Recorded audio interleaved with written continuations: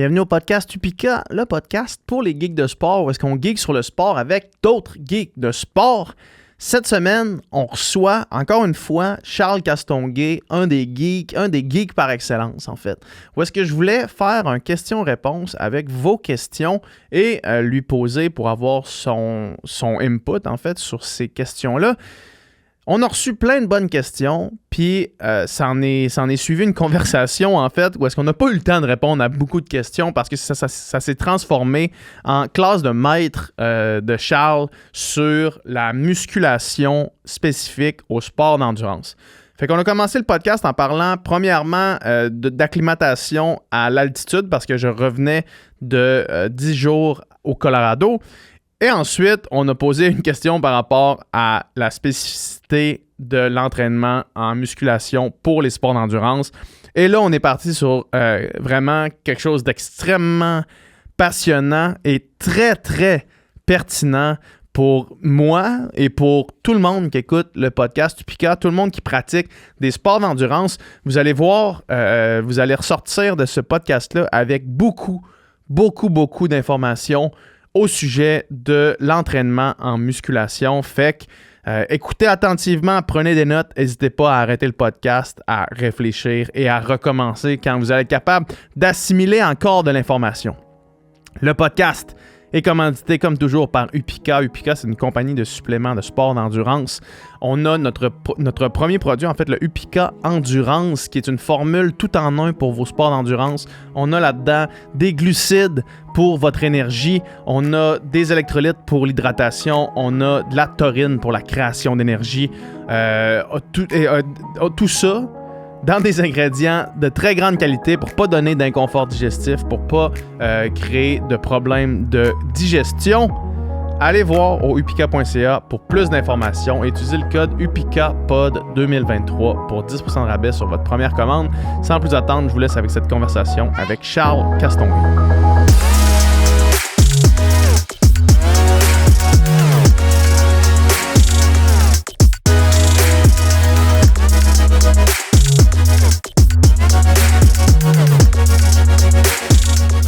Alright, c'est parti. Salut, man. Salut, ça va bien? Ça va bien, toi?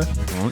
Yes. Je voulais te recevoir pour faire un question-réponse avec les gens du Upika, mais avant ça, évidemment, là, en proximité, tu reviens de ton enterrement de garçon. Fait que félicitations pour le mariage qui s'en vient. Dans 3 semaines, exactement. Dans 3 semaines, j'espère qu'il va faire beau. Mais avant ça, tu reviens aussi du FKT, Fastest Known Time, de la gare de Rivière-à-Pierre jusqu'à la gare de Québec. Yes, un exactement. 90? C'est 93 km que ça me donnait sur ma montre. 93 km, puis tu as éclipsé l'ancien FKT de comme 3 heures. 3 heures, exactement. Qui avait été fait une couple de semaines avant. Ouais, exactement. Il avait été battu la semaine d'avant. Fait que malheureusement, les gars, je suis désolé, je m'excuse. Je l'ai volé, vous l'avez plus longtemps. Ils vont avoir besoin de travailler fort. Eux il avait volé de 10 minutes à mon ami Yannick Vézina, justement, qui l'avait fait plus en mode entraînement, là, plus. Ouais. Puis moi, j'ai dit, je vais le faire vraiment en mode plus tempo, plus compétitif, entre guillemets, tu sais, des ravitaux assez courts, où je m'arrêtais quand même, mais j'essayais d'être le plus vite possible. Ouais. Puis ça, c'est vraiment un entraînement en fonction de mon objectif de l'automne. Je voulais voir des balises, parce que c'est dur de... ça ressemble plus à de la route que de la trail, on s'entend. C'est la poussière de pierre qui descend jusqu'à la gare du Palais, c'est 93 km. Est-ce que ça passe, dans le fond, ça passe-tu au lac Saint-Charles, par ça, le long de la rivière Saint-Charles? Non, pas du tout. Dans le fond, ça part de... Corridor des cheminots. Ouais, corridor des cheminots, exactement. Fait que mettons, si tu pars de Québec, tu pars de la gare, tu vas jusqu'à Shannon par les cheminots. Ensuite, tu continues, ça t'amène à Saint-Raymond-de-Portneuf. Ouais. Puis tu continues encore sur cette voie-là, puis ça t'amène à Rivière-à-Pierre. C'est de la piste cyclable tout le long. Là, c'est de la piste cyclable sur asphalte. De pierre. Poussière de pierre. Poussière de pierre jusqu'à Shannon. Ouais, c'est ça. Exactement. Fait que ça te donne Faux plat descendant? Ça donnait 600 mètres de négatif puis 450 de positif, je pense. Pas tant que ça. Fait que dans le fond, t'as des bonnes descentes au début, mais au début, c'est vraiment du rolling, roller coaster un peu, là. Fait que ça monte, ça descend, puis de moment donné, tu commences à descendre jusqu'à Saint-Raymond. Puis ensuite, t'as le faux plat montant jusqu'à Shannon qui, honnêtement, même si c'est 1-2%, là, il est chiant. Là. Ouais. Quand t'es rendu à 70 kilos, là, il te rentre un peu dans les jambes. Ouais. Puis passer Shannon, là, une quinzaine de kilomètres vers Québec, là, c'est comme vraiment free downhill, là, c'est vraiment le fun. Comment tu l'as pacé? Ben, c'est exactement pour ça que je le faisais. Ouais. Parce que mon objectif cet automne, ça va être sur route, dans un événement plus compétitif. On s'entend que, je dis événement compétitif, mais des 100 km route, ça attire pas énormément de gens. Pas dans le monde, La course que je me suis inscrit l'année passée, il était 10. Là. OK, ouais. Mais tu sais, il y a d'autres distances, là, mais sur le 100, il était 10. Mais dans le fond, c'est ça. Tu sais, je voulais vraiment expérimenter pour cette course-là, puis avoir un gauge, parce que, comme tu le dis, c'est dur de savoir à quel effort il faut que tu ailles. C'est-tu 4,25? C'est-tu 4,20? Si j'arrêtais à 4,20, est-ce que je l'aurais tenu, ce 4,20-là? Fait que je voulais expérimenter ça un peu, c'était ça l'objectif, puis je me suis rendu compte que, mettons, avec les ravitaux, j'ai perdu, je pense, un 7 à 8 secondes total sur ma moyenne. Peut-être autour de 7. Puis je pense que j'aurais pu... c'était vite, tes ravitaux, quand même. Ouais, c'est ça, exactement. J'en avais 7 fois. Fait que j'avais juste une petite drink, une ceinture à la taille. Puis mon frère me remplissait ma bouteille, puis je prenais des gels, puis je m'en allais là, le plus vite possible. Plus les arrêts pit stop de besoins naturels, on va dire. Classique, là, ouais. Classique, mais c'est ça. Fait que dans le fond, je voulais expérimenter à voir où je pouvais me situer là-dedans. Fait que là, je me suis rendu compte que oui, je suis capable de faire du 4,20 sans problème, 4,15.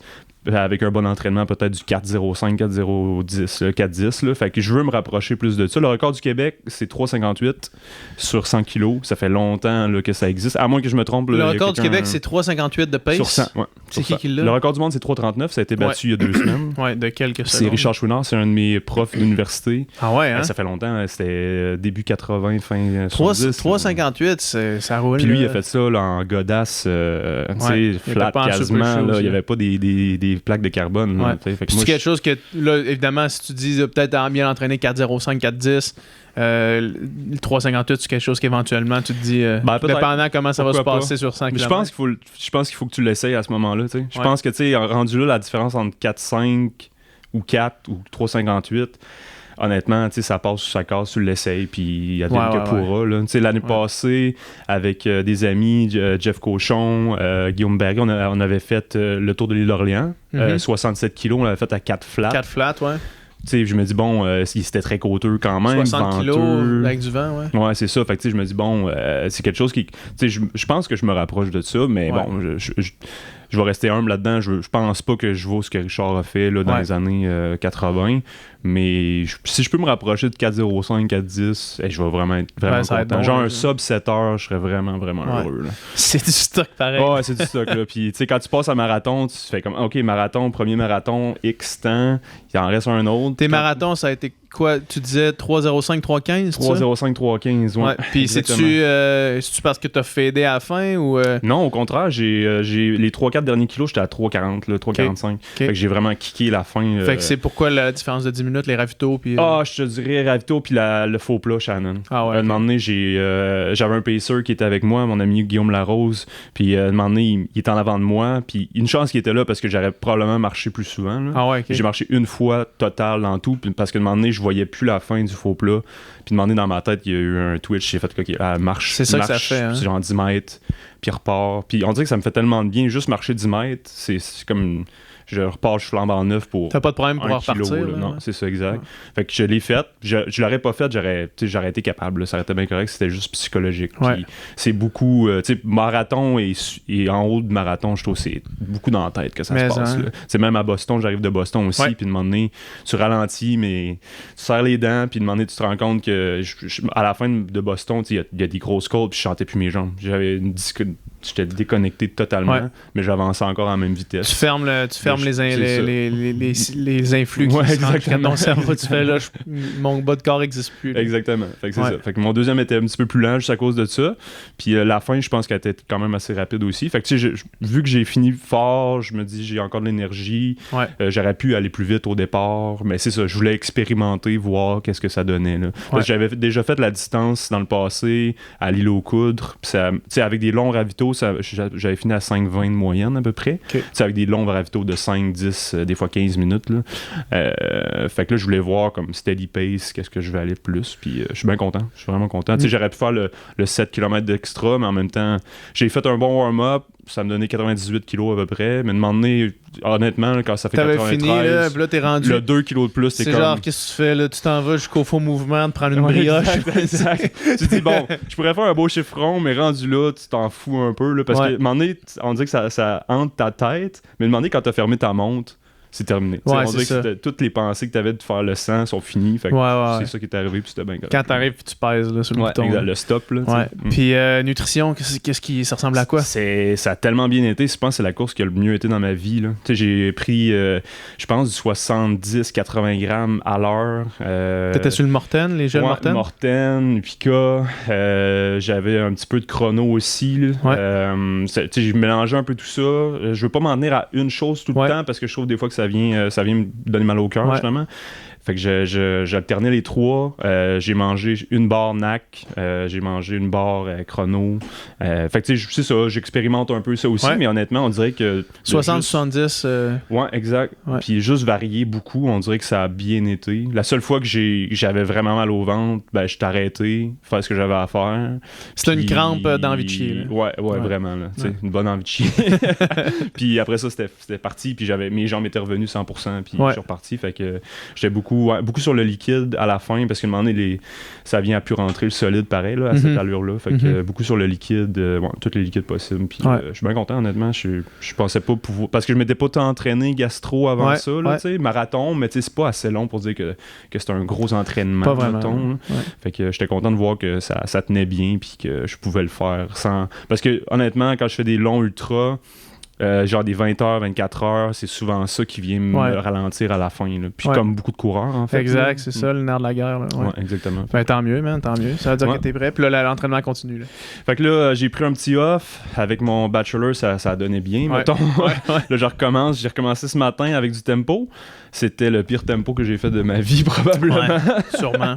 À cause de ma condition physique, que je reviens d'un off, et à cause de la chaleur, c'était abominable. Je sais pas quand que ça va passer, le podcast. Là, aujourd'hui, c'est probablement, je sais pas, température record pour le mois de mai. Là, ça n'a pas de sens. Là, on est en juin. Là, mais probablement 35 et 36. Je commençais à tempo marathon. Finalement, tu sais, ce qui équivaut à 3,35 pour moi. Puis je me dis, on va faire 3 x 3 comme ça. Finalement, j'ai fini à 4 du kilo parce que j'étais comme...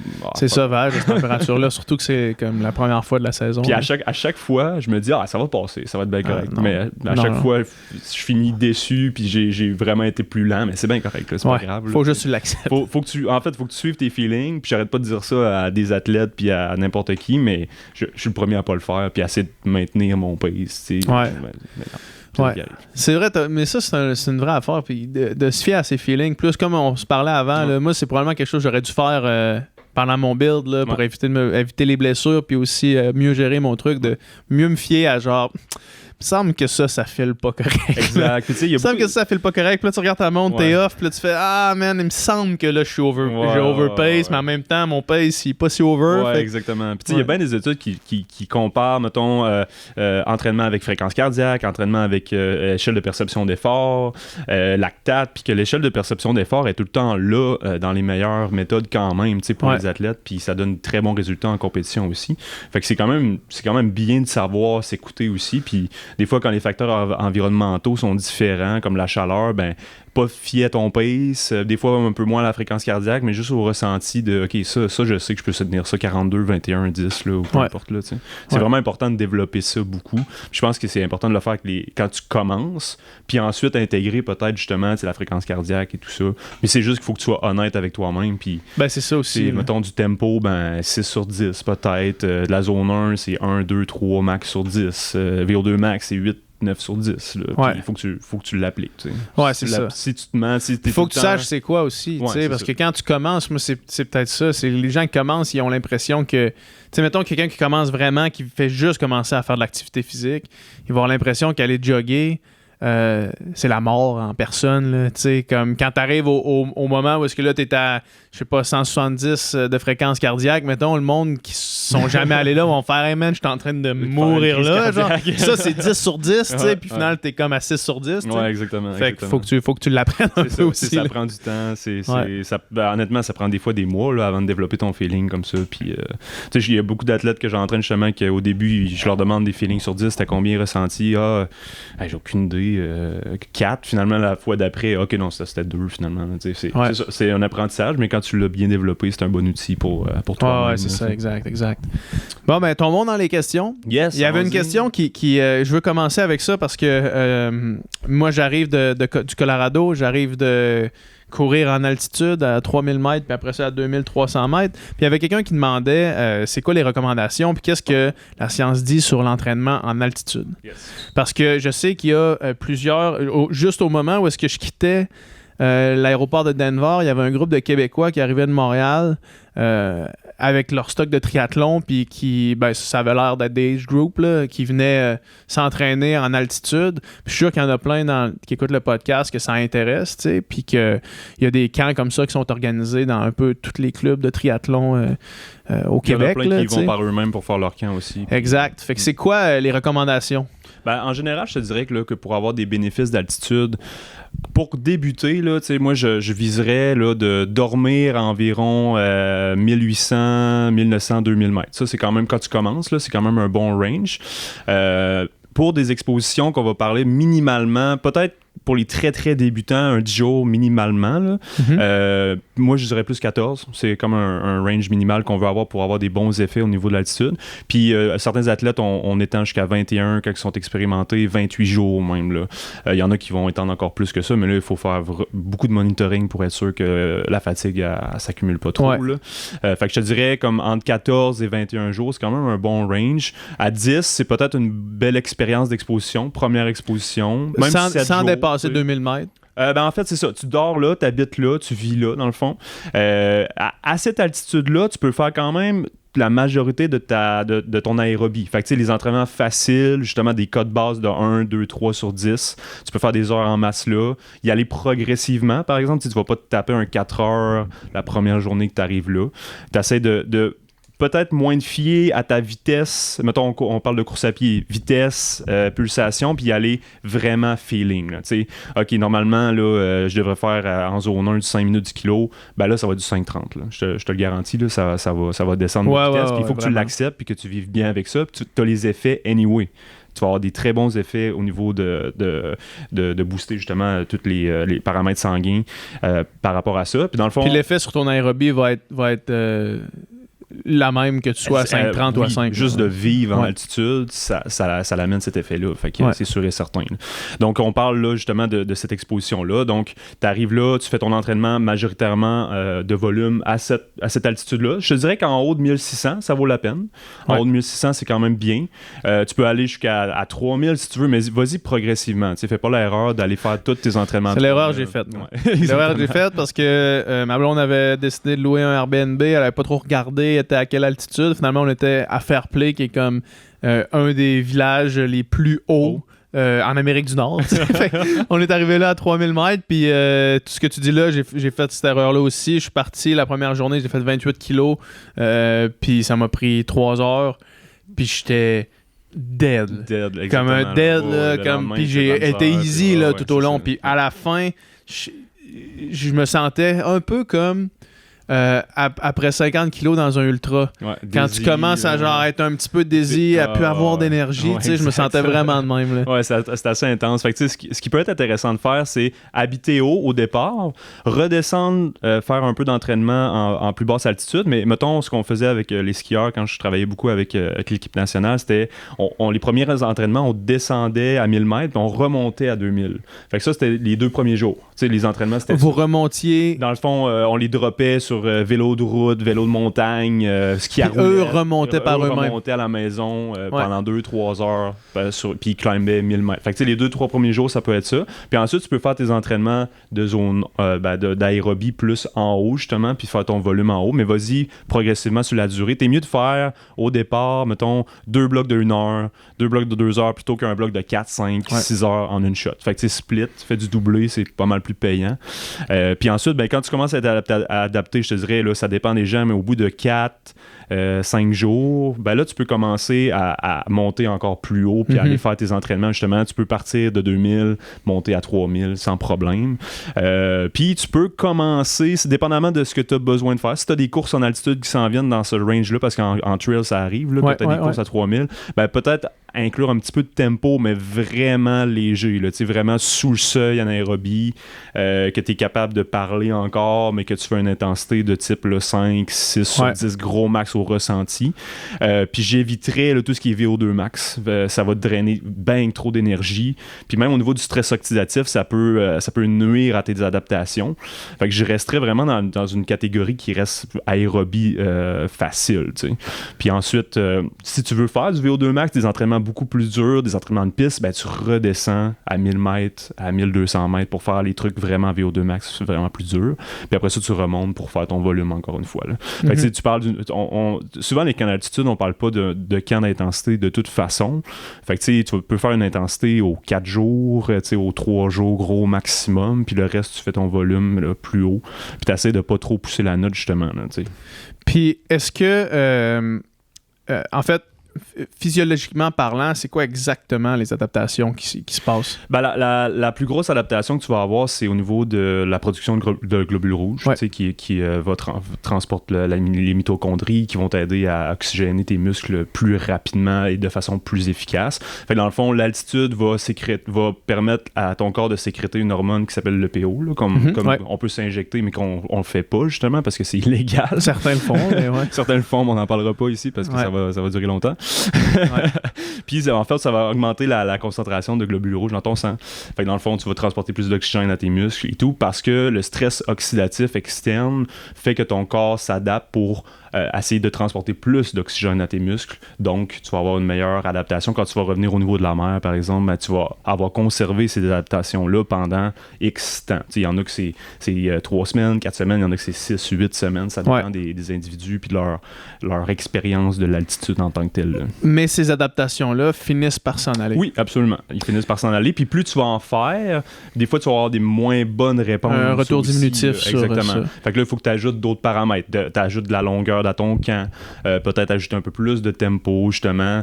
Par exemple, avec des athlètes très expérimentés, on les faisait même un peu déshydrater dans leur entraînement de long en altitude. Parce que quand tu déshydrates l'athlète, ton corps en réponse, il va produire encore plus de plasma sanguin quand tu vas le réhydrater. Donc, doit être le fun en tabarnak. Ton volume sanguin augmente. En plus de, tu sais, mettons, juste le liquide sanguin augmente, en plus des globules rouges qui transportent l'oxygène. Donc, tu as un double effet, tu sais. Mais ça, c'est pour les gens très expérimentés. Là. Tu veux pas te rendre là à ta première exposition parce que tu vas pas mourir, là, mais tu vas contrecarrer tes effets que tu vas chercher en déshydratant. Je comprends. Exactement. Fait que, on va chercher d'autres facteurs. L'idée, dans le fond, corrige-moi si je me trompe, c'est d'améliorer ta performance au moment de revenir. Exactement. Ça dépend, en fait. Ça dépend. C'est ça. Fait que dans le fond, tu as plusieurs mentalités. Souvent, il y a des gens qui vont avoir un effet très aigu puis qui vont pas se sentir fatigués à la fin de leur camp, qui vont avoir un effet très aigu à la fin directement. Fait qu'on a je te dirais, il y a une période où il y a beaucoup d'athlètes qui vont bien répondre à la compétition 1 à 4 jours post-camp. Si on fait un petit taper puis si on repose un petit peu. Fait que ça, là, tu peux plugger une compétition si tu es un bon répondeur puis que justement tu fais des bons tapers puis que ça, il faut l'expérimenter, il faut faire l'expérimentation pour le voir. Sinon, la deuxième plage va plus se situer au niveau fatigue, récupération entre 10, 14, 21 jours plus tard. Donc là, ce qui est bien, c'est de faire soit une compétition à ce moment-là ou soit en profiter pour faire un bloc d'intensité. Parce que là, tu as augmenté justement ta capacité. Donc là, c'est un bon moment pour faire du VO2 max, du seuil, de stresser ton système aérobie pour le challenger au maximum pour avoir encore plus d'adaptation. Fait que souvent, nous, c'est ça qu'on faisait, soit avant une compétition, ou on allait aller chercher ce bénéfice-là pour faire un bloc d'intensité quand même intense après beaucoup de VO2 max et de trucs comme ça qui vont justement aller chercher, augmenter ta capacité, puis là, tu vas la challenger, donc ça va recréer d'autres adaptations encore meilleures. Ok, c'est ça. Fait que c'est plus... parce que j'essaie de le comprendre un peu, puis c'est plus comme si tu penses long terme. Ouais, exactement. En pensant long terme, c'est plus d'améliorer ta capacité à t'entraîner pour, après ça, t'entraîner plus, Exactement. mieux, Exactement. avec meilleure adaptation pour que là, ça reste dans le temps. Exactement. Parce que les effets comme tels, ils restent pas dans le temps. Non, exactement. Puis, ton corps, il y a une capacité à l'en produire de l'opio de façon naturelle. Ouais. Mais là, tu viens de donner un petit kick. Mais dans le fond, il faut... Souvent, on appelle ça des passeports biologiques avec les athlètes. Là, c'est qu'on essaie de rester dans des ranges qui sont légaux. Là, parce que faire de l'altitude, c'est une méthode légale d'aller chercher des gains qui sont externes. Fait que c'est ça. Faut voir là, avec ces athlètes-là. Puis avant... Ce qui était drôle, c'est qu'il y a beaucoup d'athlètes qui se faisaient prendre pour dopage qui n'étaient pas dopés parce qu'ils répondaient tellement à l'altitude que les gens, la WADA pensaient qu'ils étaient dopés. Mais là, ils ont inventé le passeport biologique maintenant qui leur montre OK, on a fait tel camp, ça a été ça la réponse. Puis là, ils voient que OK, il est un peu au-dessus des limites, mais c'est une réponse à un entraînement et non un produit qui s'est mis. Je comprends. Tu as cette accumulation d'effets d'entraînement-là qui va t'amener à un niveau vraiment, vraiment supérieur. Il y a des athlètes qui répondent vraiment, vraiment bien à l'altitude, puis directement un jour 2 jours plus tard, ils vont produire des performances exceptionnelles. Puis est-ce que il y a un... Tu sais, moi j'avais entendu dire qu'en arrivant, puis ça fait longtemps que je m'étais fait dire ça, là, c'est qu'en arrivant, il y a des bénéfices et il y a un autre pic de bénéfices qui arrive comme 2 semaines après. Pendant le camp, en tant que tel? Après, une fois que tu reviens. Oui, c'est ça, exactement. Comme je te dis, il y a un pic directement, comme je t'ai expliqué avec les athlètes qui vont réussir à performer directement. Puis tu as un pic 2 semaines après. Fait que là, tu peux faire 10 jours, 14 jours plus tard. Mais fait que prends cette occasion-là, soit pour refaire de l'entraînement d'intensité qui va être payante, challenger ton système aérobie ou faire une compétition à ce moment-là, puis prends ton retour comme un peu un taper jusqu'à ta compétition. Exact. C'est ça que Michael Phelps avait fait avant les Olympiques de 2008, si je ne me trompe pas. Il était au Colorado, il s'est entraîné camp d'entraînement au Colorado, je pense, de 2 mois, puis il est revenu à baseline en termes d'altitude, puis son taper commençait pendant 2 semaines. Exact. Puis il est arrivé aux Olympiques, puis il a piqué au bon moment. Lui, 2 mois, c'est long. Là. C'est comme... Il y a des gens qui vivent là, fait que ça se fait. Là. Mais mettons, une personne qui vit au niveau de la mer, je ne ferais pas faire 2 mois à son premier camp. Là. Non, ça ne devait pas être son premier non plus. Lui, ça devait être son millième. Puis aussi, j'aurais été vraiment curieux qu'il fasse sa carrière au moment où est-ce qu'on a toutes les stats puis les données qu'on recueille aujourd'hui, parce que j'ai l'impression qu'on aurait tombé sur un 2 minutes en temps. Alors ça, c'est des bébites physiologiques incroyables. On n'a pas assez il existe des données probablement qui sont pas montrées aussi. Mais, lui, ce qu'il disait, c'est que c'est la capacité à son lactique de redescendre en des vitesses records. C'est ça. Fait qu'il pouvait se monter vraiment en entraînement tout le temps, puis il prenait 15 secondes de repos au mur, puis genre... J'ai des athlètes qui répondent comme ça aussi. Ils vont faire des intensités, mettons, on va faire une intensité un petit peu plus bas à 1000 mètres. On leur fait faire des 1500, là. Pas moi, mais les coachs qui sont là. Puis c'est eux qui m'ont rapporté les faits. Puis là, tu prends les lactates, puis tu vois justement que il est à 4, mais en dedans de 30 secondes, il est redescendu. Puis la fois d'après, il est encore à 4, mais c'est supposé être quelque chose qui est très lactique pour lui. Normalement, il devrait être à 5, 6, 7, puis péter une moment donné, mais finalement, il est capable de maintenir, puis c'est une des réponses qu'on a, justement, de la capacité de tampon, puis de flusher rapidement. Ça, c'est vraiment intéressant, parce que là, tu peux aller chercher des intensités très hautes en compétition, puis dans la même compétition... Enchaîner les épreuves. Exactement, puis même, je parle, mettons, en ski de fond, là, que c'est plus des compétitions de, OK, il y a un pack, il y a une côte, tout le monde pousse, tout le monde relaxe un peu, quelqu'un qui fait un échappé, tu le suis. Là, si tu es capable de monter ton lactate autant, de leur descendre aussi rapidement, de leur faire monter, descendre comme ça, tu vas gagner, c'est sûr. Ça te donne un gros avantage. Là, mais tu vas être vraiment fort dans ça. C'est quelque chose qui se travaille? Là, on est un peu off the rails, là, mais... de cette capacité-là? Je te dirais, oui, ça se travaille, mais ça va être dispendieux, parce que là, il va falloir que tu achètes une machine à lactate puis que tu le fasses sur tous tes reps, parce que c'est dur à gager sinon. Sinon, tu sais... Mais tu sais, même en trail, là...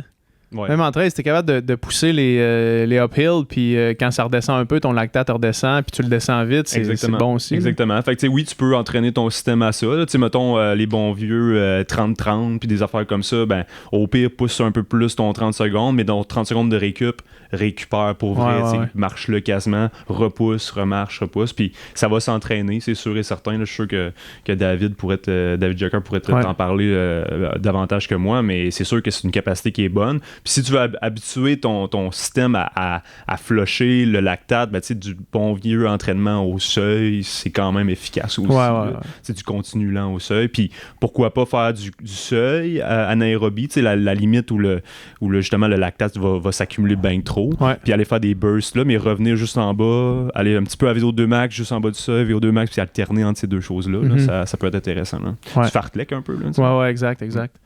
Alright, il y avait une autre question aussi, puis t'es probablement la meilleure personne à qui poser cette question-là, c'est les fondements de l'entraînement en musculation pour les sports d'endurance. Yes. Après notre podcast, tu vas me faire une petite évaluation de mes faiblesses, puis j'avais pas vraiment de force, fait que juste mes faiblesses en fait, pour corriger puis éviter les blessures, ces choses-là, la musculation, je sais qu'il y a plein de personnes qui écoutent le podcast qui se font dire qu'il faut qu'ils fassent de la musculation, renforcement, prévention de blessures, mais que là, les connaissances manquent, le temps manque, par où commencer, qu'est-ce que je fais, des fois l'argent, exact.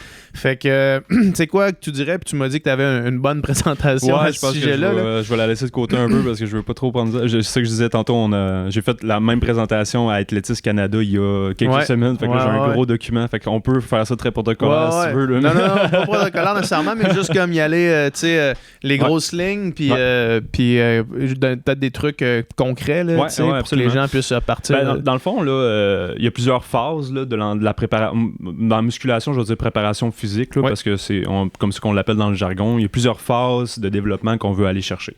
Je te dirais que la première phase de développement qu'on veut aller chercher, moi j'appelle ça les fondations.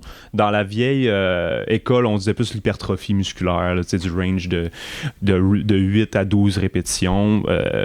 J'aime pas ce terme-là parce que moi, je recherche pas l'hypertrophie musculaire nécessairement. C'est pas ça que je veux que l'athlète développe dans un sport d'endurance. Même s'il prend un petit peu de masse, il va la reperdre éventuellement parce qu'il fait tellement de volume que ça va se perdre. Mais fait que moi, j'appelle ça plus les fondements, justement. Fondement, fondation, base fonctionnelle. Fait que là, on va parler là, d'exercices. Justement, tu sais, qu'on va cibler entre 8-12 répétitions, souvent sous-maximal. Donc, on va pas se rendre à échec à chaque répétition. On essaie de garder des répétitions en réserve qu'on appelle. C'est quoi une répétition en réserve? En fait, c'est, mettons, je me dis je fais 8 répétitions, ben j'aurais pu en faire 10. Fait que j'ai 2 répétitions en réserve. Je m'étais dit j'en fais 10, ben j'aurais pu en faire 12 avec cette charge. Un genre de 20% de plus. Tu es à 80-90% de tes capacités. Puis souvent, dans cette période-là, justement, vu qu'on est en préparation générale, moi, j'aime beaucoup travailler des temps sous tension qui sont un peu plus longs. Fait qu'est-ce qu'on veut parler par ça? C'est d'augmenter les phases excentriques isométrique des exercices. Fait que là, on parle, mettons, d'un squat. Bon, ben, je vais descendre mon squat en 3-4 secondes. Je vais maintenir 1 ou 2 secondes en bas. Puis je vais monter mon concentrique un peu plus rapide. Fait que des temps sous tension pour le développement, je te dirais la résilience articulaire, puis la résilience musculaire, c'est des très, très, très bonnes méthodes. Puis ça te prépare beaucoup aux prochaines phases là, dans cette puis de faire des charges comme ça, mettons, moi, je me mets en tête mon squat, par exemple. Si je veux faire 8 reps, je sais pas, j'ai une plate, là, mettons. Puis en faisant, mettons, descendre en 3, reste là 2, monte, faut que je descende la charge. Ben oui. Puis en descendant la charge, ça augmente ta qualité. Mais c'est cool, sauf que ça diminue en crise tes risques de blessure aussi. Ben oui. Parce que moi, je me suis jamais blessé en natation, excepté dans le gym. Parce qu'à amener, j'étais rendu vraiment fort, mais là, les charges sont vraiment lourdes. Un petit faux mouvement avec 3 plates de chaque bord, t'es fait. Souvent, c'est que le problème, c'est que quand tu vas à charge maximale, il y a 2 types de muscles en général. Il y a les muscles globaux qui vont produire le mouvement, les gros muscles, les quads, les fessiers, les ischios, les pecs, les lats. Ceux-là sont capables de produire le mouvement sans problème. Puis tu as le deuxième type de mouvement, de muscles, qui est les muscles plus stabilisateurs. Puis eux, souvent, c'est ça le problème, c'est qu'on les entraîne très peu. Donc, tu demandes à un petit muscle jamais travaillé de stabiliser une articulation à 3 répétitions maximales avec une charge incroyablement élevée. Il n'est pas capable de faire ça. Donc, qu'est-ce qui arrive? C'est que ton pec, en plus, ou ton quad, en plus de pousser et développer de la puissance, ben, il faut qu'il stabilise ton genou, il faut qu'il stabilise ta hanche. Fait que là, il y a une double tâche, puis c'est souvent là qu'il y a des blessures qui vont arriver, justement. Quand tu n'as pas assez de force de muscle stabilisateur pour pour stabiliser ton articulation pendant que tes muscles globaux ils vont produire le mouvement. Fait que c'est pour ça que c'est super important, justement, de commencer avec des fondations, des mouvements basés sur la qualité, lents, contrôlés, avec des charges beaucoup moins élevées. Puis, tu sais, tu peux faire, mettons, souvent en endurance, ça dépend du sport, mais en course à pied, par exemple, je vais faire, j'aime ça les triséries, moi, là, des 3 exercices qu'on enchaîne. Je vais faire, par exemple, un exercice plus général ou plus global qu'on appelle, donc, mettons, squat. Ça peut être après ça un pont à une jambe avec du poids léger aussi. Puis mon 3e exercice, c'est souvent un petit exercice plus de gainage correctif, selon les évaluations que je fais avec mes athlètes, justement, c'est pour travailler un peu leur faiblesse, travailler leur muscle stabilisateur, les challenger un peu là-dedans. Fait que, mettons, j'ai mes 2 gros exercices suivis d'un petit, je prends une pause, je recommence une deuxième séquence, une deuxième fois cette séquence-là pour une deuxième série. Puis souvent, je vais faire 3 séquences comme ça, 3 séquences de 3 exercices. Fait que je vais souvent avoir finalement 6 gros exercices qui vont cibler la chaîne antérieure, comme par exemple des squats, puis des exercices qui vont cibler la chaîne postérieure aussi, comme les ischio-jambiers, les fessiers. Tu sais, on n'est pas obligé de se compliquer la vie. Si t'aimes ça faire du leg extension, la machine qui travaille les quads, fais-en, c'est pas grave. Là. Dans cette phase-là, c'est correct d'en faire. C'est pas super spécifique. À un moment donné, il va falloir que tu fasses d'autres choses, mais tu peux te gâter un peu dans cette phase-là, mais mets quand même des mouvements qui sont en mise en charge sur ton corps avec des barres, des poids. T'es pas obligé de mettre très lourd. C'est juste pour acclimater ton corps. Puis ça peut durer 3 semaines, 4 semaines, 5 semaines avant qu'on change de plan facilement. Là. OK, fait que juste un petit recap.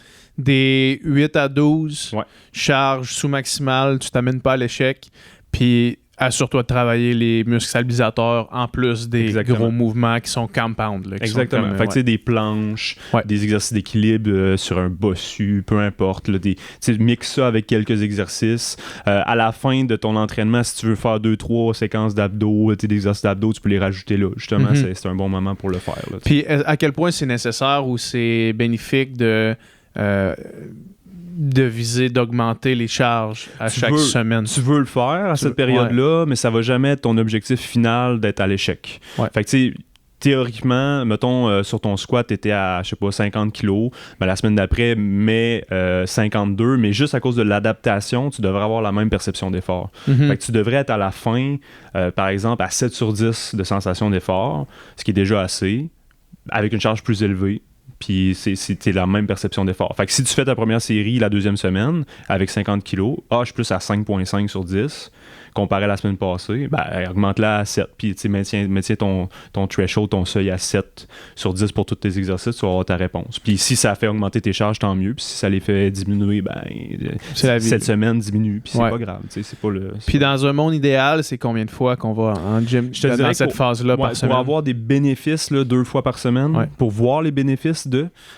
Puis moi, j'aime beaucoup ajouter une séquence plus gainage, plus maison. Une fois de plus par semaine. Tu peux faire ça chez vous dans ton salon. Mais minimalement 2 fois semaine. Si t'as pas le temps de faire du gainage à la maison, essaie de l'inclure dans ta séquence de 2 fois au gym. Puis à 2 fois par semaine, même avec les athlètes de très très haut niveau, on va rarement dépasser ça. Là. À part si on a un athlète il y a clairement, par exemple, un objectif de prise de masse parce qu'il n'y a pas assez de masse musculaire puis on veut en développer plus.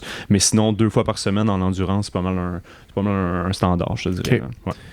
Prochaine phase. Deuxième phase, moi j'aime beaucoup commencer la force maximale, justement. On a adapté notre corps, nos tissus sont prêts, nos articulations.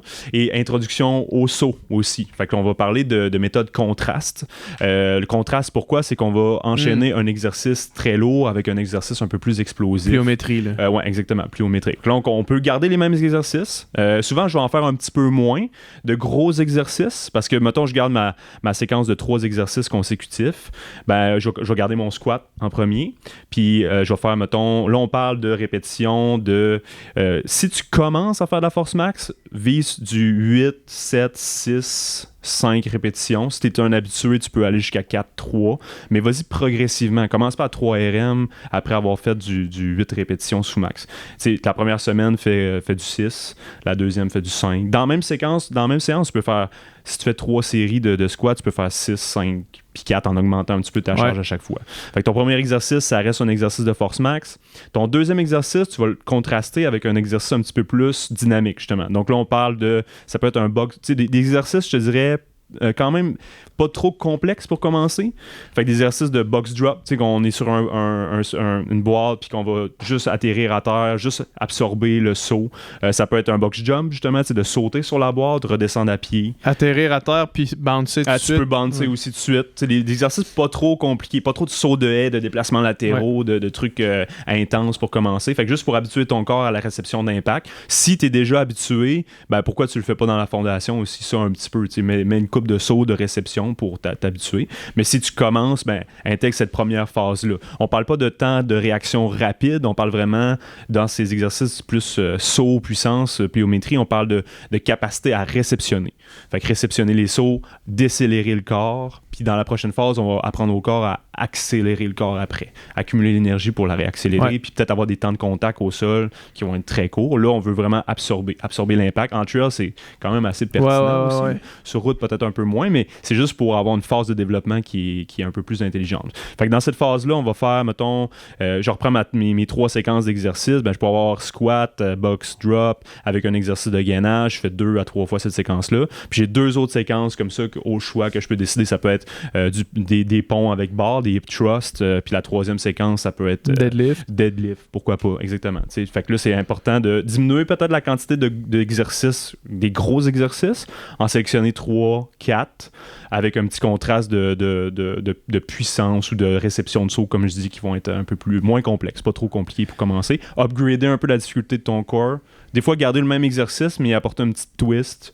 Si tout le monde connaît un peu le dead bug au sol, là, maintenant, là, que tu es couché sur le dos, puis t'envoies le bras, jambes opposées, ben là, si je faisais jambes pliées, fais les jambes tendues, ou mets un élastique dans ta main, tire en même temps, juste une petite progression un peu plus logique qui vont amener un challenge. Des fois, on se casse la tête, ou on se donne bien trop de misère dans le premier méso à donner des exercices vraiment durs, parce qu'il faut que ça soit dur, mais non, c'est le contrôle moteur, t'as pas besoin que ça soit si dur que ça. Puis on arrive au deuxième méso, puis on se dit, bon, qu'est-ce que je vais faire, vu que j'ai fait tous mes exercices c'est dur, là, déjà.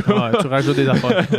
Fait que là, c'est ça. Fait que là, il faut comme commencer à la base, puis upgrade, même les exercices de stabilité et de gainage, upgrade-les tranquillement. Ouais. Fait que ça serait la deuxième phase, mais cette deuxième phase-là, tu peux la diviser en plusieurs mésos aussi. Fait que là, mettons, on parlait méso 1, fondation, méso 2, force max, contrasté avec des réceptions de saut. On reste dans la deuxième phase. Méso 3, on va augmenter peut-être un petit peu la charge. Peut-être garder les mêmes exercices principaux, augmenter la charge pour faire des RM qui sont un peu plus bas. Peut-être du 5, du 4. Jamais à l'échec. Rendu là, tu peux y aller, par exemple, à l'échec. Mais prends des exercices sécuritaires. Si tu fais du squat, moi, honnêtement, faire du squat à l'échec, je suis pas un grand fan. C'est rough. Au niveau prévention de blessures, je trouve ça un peu ordinaire. Fait que je vais toujours garder des répétitions en réserve. Même si je suis à 3 RM sur un squat, je garde des répétitions en réserve. Au hip thrust, par exemple, c'est le pont qu'on va pousser la barre. Ouais. Le niveau de blessure à cet exercice-là est assez minime. Le pire qui va arriver, c'est que tu n'enlèves pas la barre. Ouais. Ou que, bon, tu peux t'irriter le dos un peu si tu le fais mal, mais il n'y a pas grand-chose qui peut arriver de mauvais. Fait que cet exercice-là, c'est un bon 4RM, un bon candidat à 4RM. Peut-être que si tu es un habitué du deadlift, ben, peut-être que ça peut être un bon candidat aussi.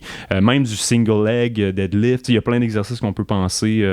Du pont à une jambe. Tu n'es pas obligé d'avoir de varier de façon extraordinaire. Là. Des gros exercices, du bon vieux bench, du bon vieux pull-up, ça reste très efficace pour charger. Là, quand tu tombes dans les exercices funky, ben, mets-les plus dans tes circuits de stabilité et de gainage. Là, Fait que là, on va descendre un peu les répétitions, on va augmenter un peu les charges de façon très sécuritaire. Comme je te dis, si tu as une barre sur le dos, un peu sous max, si tu as un hip thrust, vas-y à l'échec, aucun problème avec ça. Puis le deuxième exercice, ben là, on avait des réceptions de saut tantôt. Mais là, ça peut être des choses un petit peu plus pliométriques. Fait que là, on va absorber, mais redistribuer l'énergie. Donc là, on parle de saut de haie avec des temps de contact qui vont être un petit peu plus courts, justement. Donc le but, là, c'est que, par exemple, je suis sur un box, j'ai 3-4 haies devant moi. Je vais faire mon saut en contrebas. Donc, je vais sauter en bas du box, mais je veux pas atterrir, réceptionner très lentement, puis repartir. Je veux décocher, sauter mes en décochant pour justement contrer cet effet-là en course à pied. C'est beaucoup ça. C'est ta capacité à ne pas comme t'affaisser vers le bas, puis de rester comme plus horizontal, puis que ton mouvement soit très horizontal, justement. Donc, tu veux garder cette capacité du bas du corps à ne pas s'écraser vers le bas. Donc, les stiff legs un peu plus. Là. Fait que tu veux travailler ce temps de réaction-là très rapide. Puis là, tu vas augmenter justement la difficulté d'exercice avec ça. Fait que ça peut être des sauts de haie. Il y a d'autres exercices comme il y en a qui appellent ça des pogo jumps, mais les ankle hops qui peuvent être intéressantes. C'est comme les jambes tendues puis tu sautes sur place avec les chevilles les plus rigides possibles. Fait que des choses comme ça que le temps de réaction au sol va être très court, très intéressant à faire. Toujours en contraste avec ton exercice de force. 2 à 3 séquences, c'est bien en masse. Tu n'as pas besoin d'aller plus que ça. Souvent, là, on a tendance à en mettre des exercices, là, mais par expérience, pour avoir un meilleur développement, pas le moins, le mieux, mais presque, honnêtement. Ouais, je comprends. 3 gros exercices, 3 exercices pliométriques, 3 4 exercices de course, ça commence à être pas pire. Là, tu vises combien de temps par séance? Je te dirais que pour mes athlètes de très haut niveau, là, les séances peuvent aller jusqu'à 1h30 là, parce qu'ils ont beaucoup de correctifs à faire. Ils ont beaucoup d'entretien sur leur corps à faire avant comme pour un athlète plus amateur, même de mon type, là, je te dirais, là, je me considère même pas comme un athlète, là, mais pour quelqu'un qui fait ça pour le plaisir, 1 heure, c'est bien en masse. Là. C'est bien en masse. Puis si tu veux une bonne réponse, ben, tu pourrais faire un échauffement, puis ta séance même, la séance sans l'échauffement, maximum 1 heure. Avec l'échauffement, ça peut être 1h10, 1h15, sans problème. Mais si tu veux pas te compliquer la vie, vise 1 heure. Puis skip pas tes temps de repos non plus pour arriver dans ton heure. Là. Si au pire, ça te prendra 1h05. Mais au pire, skip la dernière série, ça va être mieux que de skipper tes temps de repos. Fait que ça, j'en ai pas parlé. Là, en termes de temps de repos, c'est ça. Quand tu fais la force maximale, théoriquement, c'est du 3 à 5 minutes pour être capable de reproduire le même effort. Là, je sais qu'on n'a pas tout ce temps-là, parce que là, 5 minutes après chaque séquence, ça commence à être long. La beauté de ça, c'est que, tu sais, quand tu fais, mettons, ton squat lourd, tes sauts de haie, ton 3e exercice, il est vraiment sous-maximal. C'est une planche. Pas obligé de prendre 5 minutes après ta planche, nécessairement. C'est ça. Fait que, moi, souvent, ça va être plus de 2 minutes. Puis c'est correct en même temps parce que un peu comme le lactate, qu'on parlait tantôt, tu apprends à ton corps à essayer de reproduire le même effort avec un petit état de fatigue. En endurance, c'est extrêmement important. Si j'étais un powerlifter, je te dirais pas ça parce que c'est one rep tout le temps qu'il faut que je fasse. Prends ton 5 minutes. Faut que je sois fresh. Mais là, ma réalité à moi, c'est que je suis tout le temps un peu en état de fatigue. Il faut que je kick en état de fatigue. Fait que ça c'est correct de prendre 2 minutes. Si t'as vraiment pas de temps, prends-en une, mais essaie d'en prendre au moins une. Moi, la réponse pour moi est facile parce que je veux aussi recommencer à m'entraîner en natation, puis le haut du corps est quand même important en natation. Les gens qui nous écoutent, qui font du vélo ou de la course à pied, qui se disent chaque livre que j'ai dans les biceps me sert absolument à rien. Mettons, moi, je vois, tu sais, tu parles de 3 supersets, mettons. Exactement. Moi, je mettrais celui-là au milieu, j'irais en bench ou en pull-up. Exactement, voilà. Puis est-ce que quelqu'un qui fait... c'est quoi les bénéfices pour quelqu'un qui fait pas de natation ou de sport de haut du corps de faire ça? Oui, c'est sûr qu'en course à pied, c'est extrêmement important parce que l'énergie que tu produis avec les bras, la stabilité que tu vas produire avec les bras, le tronc va se transformer directement aux jambes. Puis tu sais, il y a pas beaucoup de gens qui font du sprint là, en général dans la vie, mais tu regardes les meilleurs coureurs de 100 mètres au monde, ils ont un du corps assez développé. Là. Puis je te dirais que c'est peut-être qu'il y a des coachs de sprint qui vont se retourner dans leur tombe, mais je te dirais que d'après moi, c'est quasiment 40% de l'effort qui vient des bras dans un sprint. Autant que ça, là, avec le dynamisme et tout. Plus tu vas allonger la distance, moins ça va être important. Mais tout de même, le arm swing qu'on appelle, si tu n'es pas capable de gérer ton arm swing, d'avoir un bon arm swing, ça diminue ta capacité globale à accélérer puis à aller rapidement.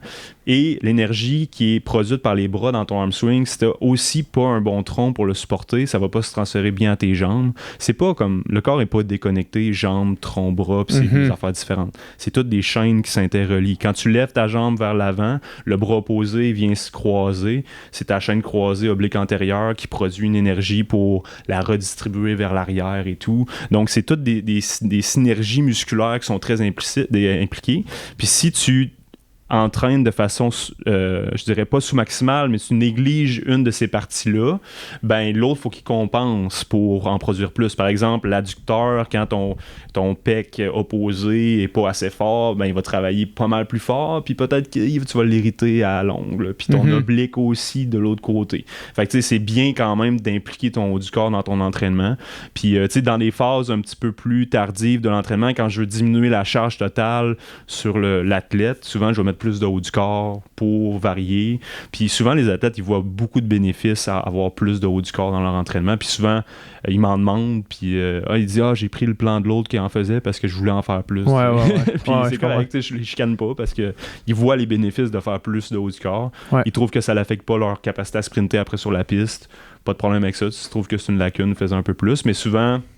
Mettons, je vais prendre, mettons, dans ma fondation, justement, je peux prendre 4 exercices de bas du corps qui vont être un peu plus intenses, puis 2 peut-être du haut du corps. Fait que je dirais un ratio 2 pour 1, c'est pas mal gagnant. Là. Mm-hmm. Puis si tu fais 2 séances par semaine, ben, tu peux varier tes exercices de haut du corps aussi.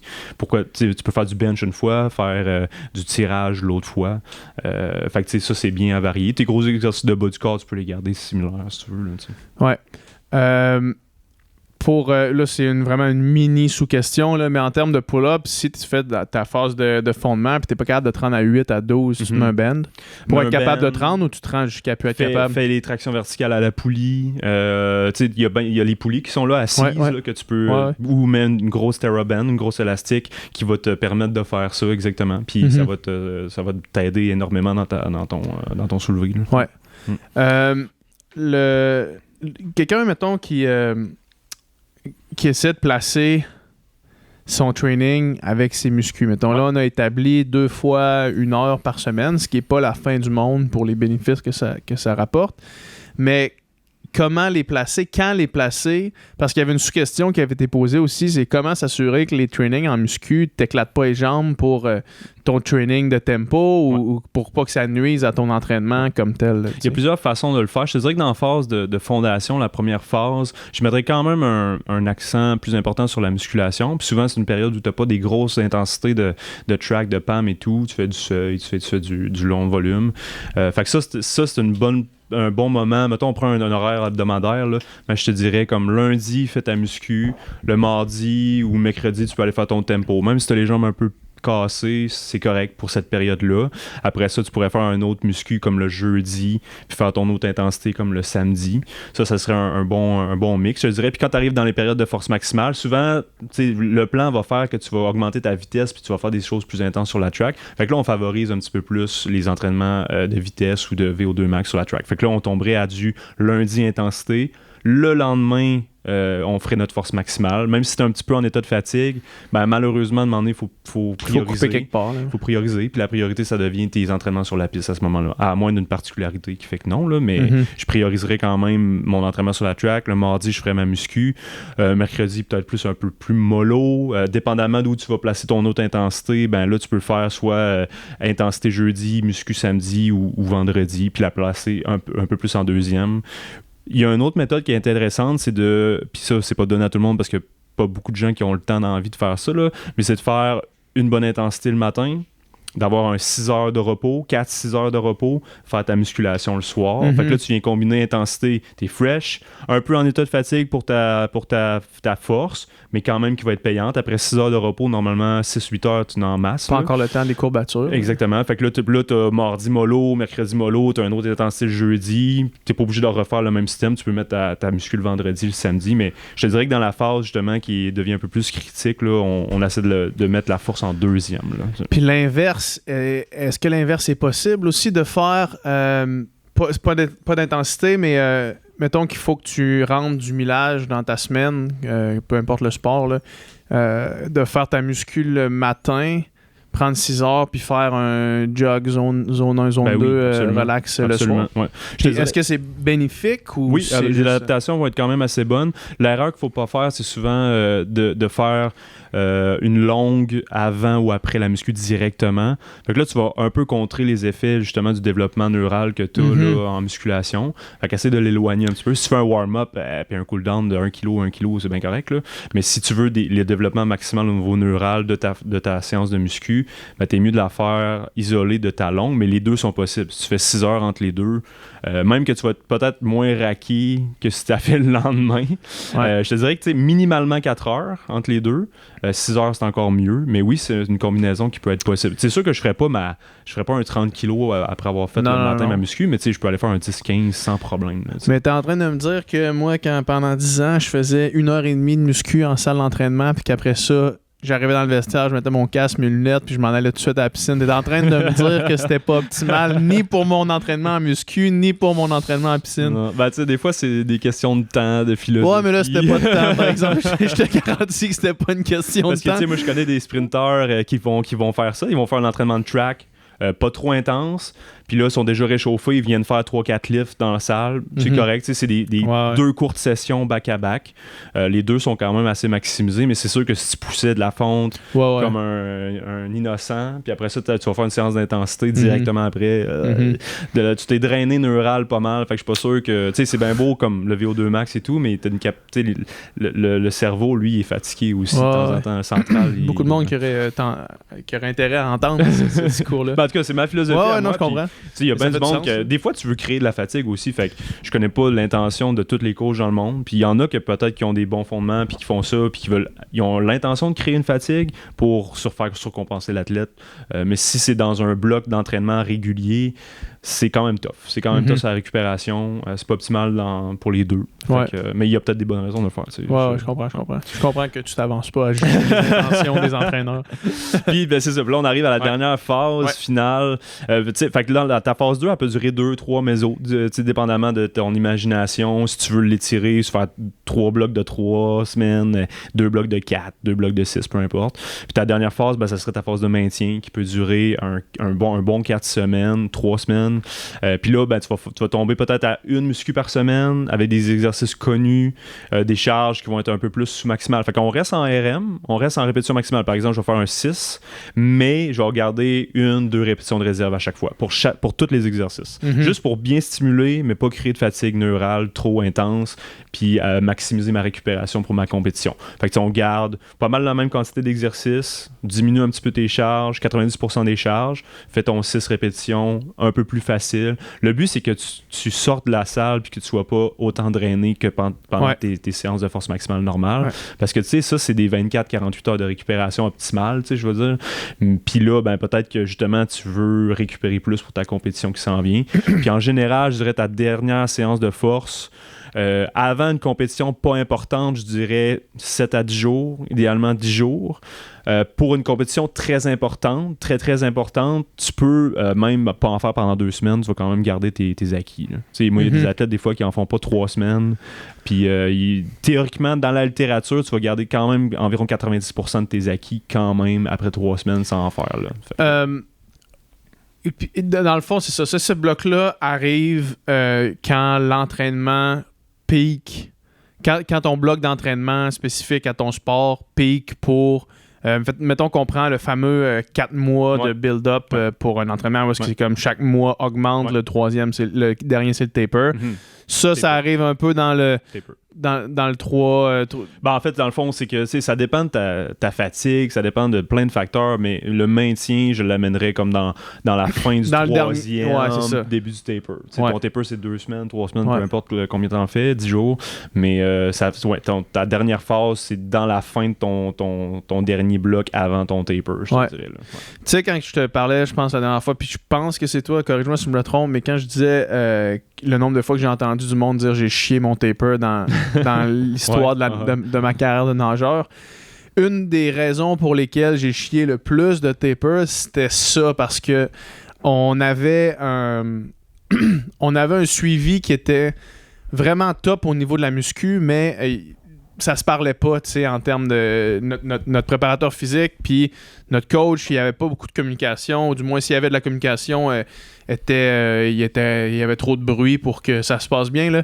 Fait que ce qui arrivait, c'est que, mettons, on commençait notre taper, puis là, on avait tellement travaillé fort en gain de force, puis on le faisait quand même sérieusement, puis on le faisait bien, notre préparateur physique était vraiment sa coche.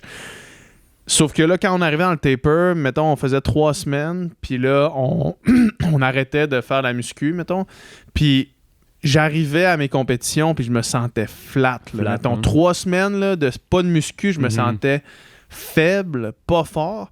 Fait que ça, on a chié ça une couple de fois. Avant de faire, là, il y a un problème parce que ça marche pas. Fait qu'on avait 2 séances. Après ça, on a intégré 2 séances qui étaient comme en...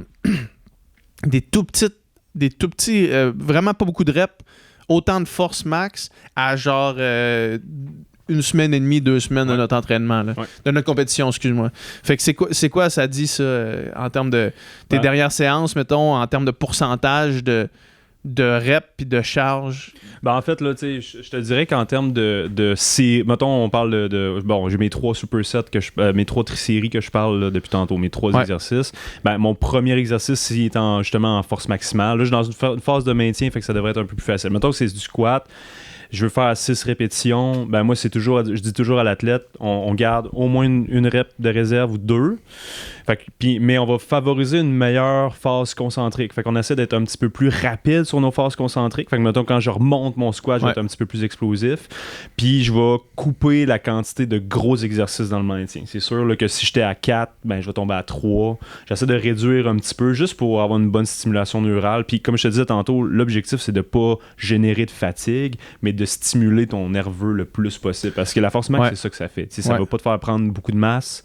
Ça va juste améliorer la connexion entre ton cerveau et tes muscles, te faire recruter plein de fibres qui sont endormies un peu. Fait qu'on veut faire ça. On veut garder cette stimulation-là. Mais tu sais, pour un sport, par exemple, mettons, par exemple en course à pied ou en ski de fond, tu sais, c'est souvent, ma question, c'est « how much is enough » là, tu sais.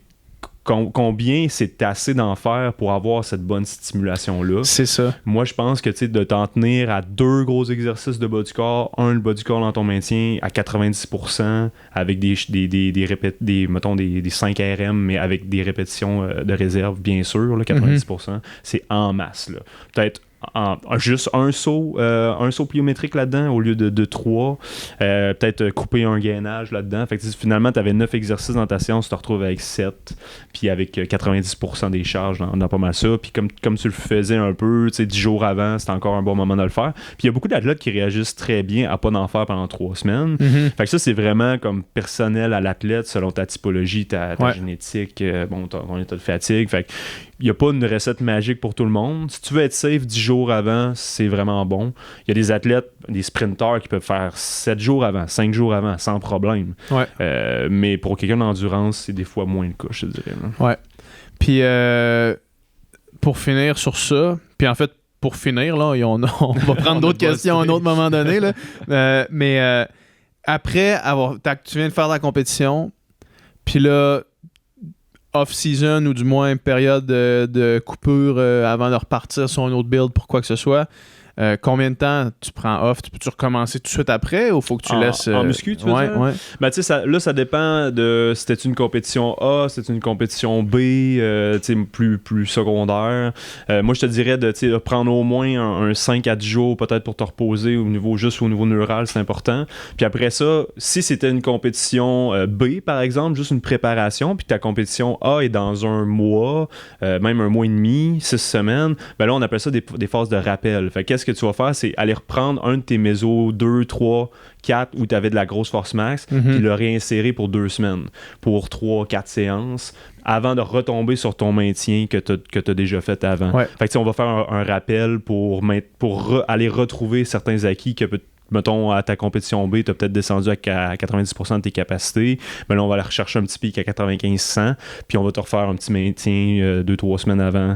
Puis là, on va avoir notre compétition A à ce moment-là. L'erreur qu'on peut avoir, c'est de juste faire du maintien sur une longue période de temps aussi. Là, une séance par semaine pendant, mettons, entre ma compétition B puis A, il y a 12 semaines. Ça arrive rarement, là, mais ça peut arriver. Là, je fais juste du maintien pendant 12 semaines. Mais maintenir... Là, tu perds tranquillement tes gains. Là. C'est ça. Maintenir quelque chose, c'est pas conserver nécessairement 100% des acquis, puis c'est pas acquérir non plus.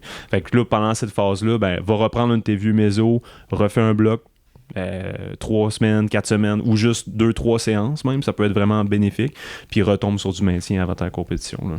Puis fait que faut pas relâcher, là. Faut pas relâcher. Puis si c'est un objectif A, directement, si c'était ton gros objectif A, normalement, tu vas avoir un bon off-season qui va venir avec. Fait que là, regarde, profite de tes vacances 5, 10, 14 jours. C'est juste que si tu fais un gros off-season puis que tu reprends pas l'entraînement tout de suite, assure-toi de refaire ton méso, une fondation. Puis si tu as un autre objectif un peu plus tard dans l'année, mais qui est dans la même séquence quand même, là, tu sais, raccourcis tes phases. Ça fait que fais 2 semaines de fondation, 2-3 semaines de force max, 2 semaines de maintien, puis ça va être parfait. Là. Ouais. Puis comment tu fais pour... Tu sais, là, En fait, écoute, c'est peut-être même... Je vais te poser la question. Si tu me dis que c'est une question pour un autre podcast, c'est une question pour un autre podcast, OK? Parce que moi, je me demande toujours ça. Tu sais, quand tu penses, depuis que je m'intéresse au sport d'endurance puis au marathon principalement, parce que le marathon, c'est tellement clair comment c'est buildé. Tu sais, un build de 4 mois, puis là, tu viens de m'expliquer tes mésos à utiliser. Puis là, après ça, tu prends un off-season, puis tu recommences au début du truc. Comment est-ce qu'on réconcilie l'approche long terme de vouloir s'améliorer? Tu sais, moi, mettons, OK, peut-être que je veux faire mon objectif, c'est mettons que je prends le bloc que j'ai finalement pas fini, là, mais mon objectif, c'était au Marathon d'Ottawa, faire un 2h45, mais mon objectif, c'est d'éventuellement faire 2h40. Tu sais, fait que de recommencer, on dirait à chaque fois que tu finis un objectif, de faire, OK, non, là, on recommence, méso 1, on refait le build. C'est chiant, hein? Là, t'as comme l'impression de recommencer. C'est quand, OK, mais là, je t'ai rendu là. Puis là, je recommence là pour me ramener là, tu sais. Fait que c'est quoi? Je comprends ton point. Puis c'est-tu une question qui va demander trop de temps? Non, pas en tout. Dans le fond, vois ça comme... Mettons, je vais te parler, j'ai déjà mentionné son nom, mais je vais continuer à le faire. Mettons, Alex Harvey. Lui, à la fin de sa carrière, c'était rendu un athlète extrêmement développé. Sa période de fondation, c'était 3 semaines. On reprenait des exercices, mais sa charge était quand même plus élevée dès le départ. Donc, tu as une augmentation de la charge du méso 1.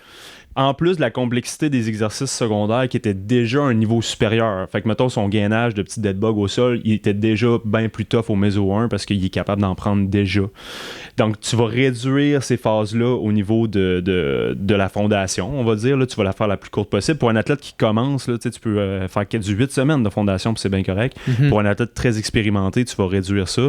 Puis dis-toi tout le temps que dans une progression normale, si tu vas toujours essayer de rester au top et de faire les mêmes temps que tu faisais il y a 3-4 mois, ben, ta progression, elle va faire ça de même, puis elle va faire un plateau, puis demander tu vas cracher complètement. Puis ça peut être sur des années. Ça peut être des années, mais ça peut être sur une saison aussi. Là.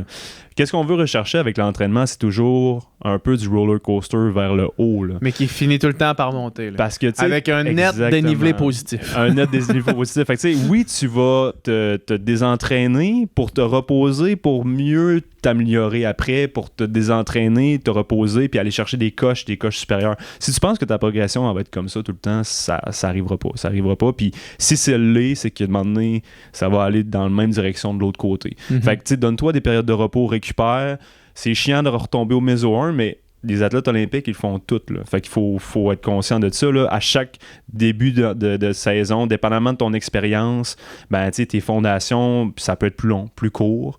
Si tu es moins habitué en muscu, si tu as moins de résilience corporelle, si les charges que tu mets sur ton dos, tu es tout le temps en train de shaker, même quand tu n'as pas beaucoup, ben fais-en longtemps, habitue-toi avec ça, fais-en 8 semaines. Si tu es très expérimenté, hey, pourquoi? Fais-en juste 1 semaine au pire, 2 semaines, puis ça va être bien en masse. Redonne juste le temps à ton corps de s'adapter, puis va pas te taper des séances de pliométrie à pu finir. Tu sais, souvent, là, on a, dans la course à pied, là, je vois des séances passées justement de jeunes athlètes qui font des séances de plio à pu finir au méso 1 avec 2-3 intensités de track en plus. C'est une intensité, là, de faire de la plio puis faire de la grosse muscu. Là.